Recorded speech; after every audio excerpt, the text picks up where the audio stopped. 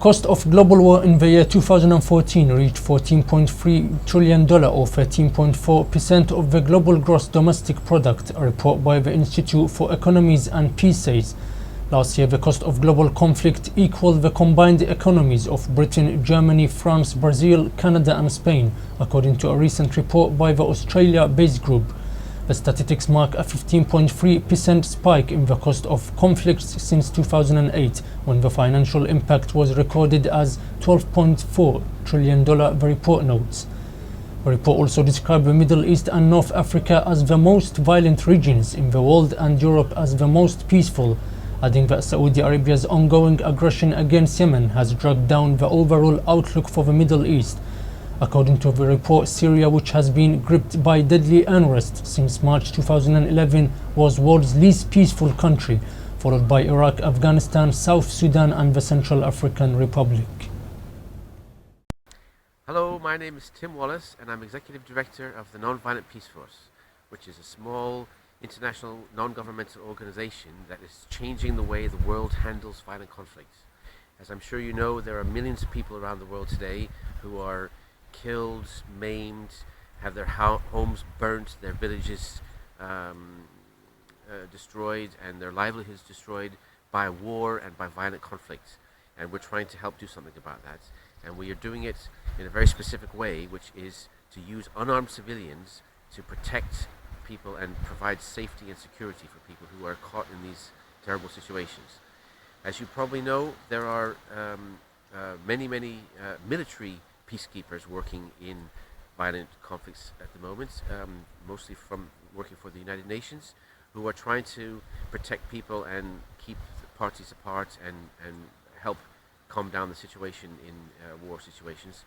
But the reality is that violence is not solved by sending in more violence. And we're trying to demonstrate what unarmed civilians can do in these situations that actually military peacekeepers cannot do. And that is to provide actual physical safety and security for people.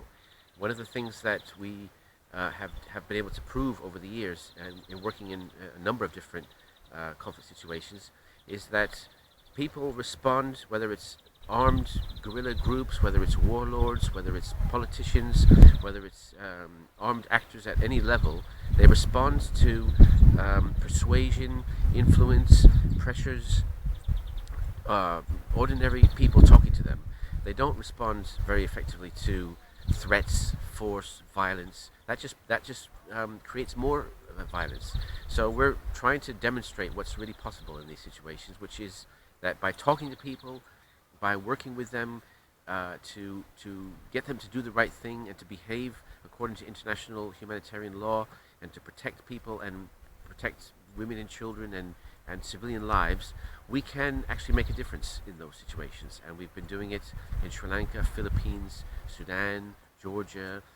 We're been invited now to Kyrgyzstan to try to help reduce the violence and reduce the tensions and get people to feel safe and to be safe in ways that they can then solve their own problems, because ultimately it's only the people in the conflict situations that can actually resolve them.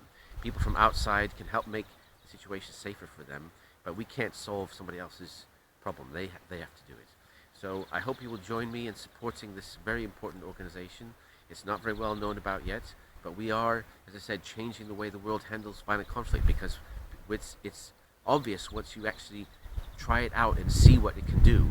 It's obvious that sending in unarmed civilians can make much more of a difference and can actually protect people more than sending in military soldiers with guns and tanks and airplanes and start shooting and bombing people. So it's an effective and important tool that the world is coming to realize, and we're experimenting with it, pushing the boundaries and showing what's possible. Thanks.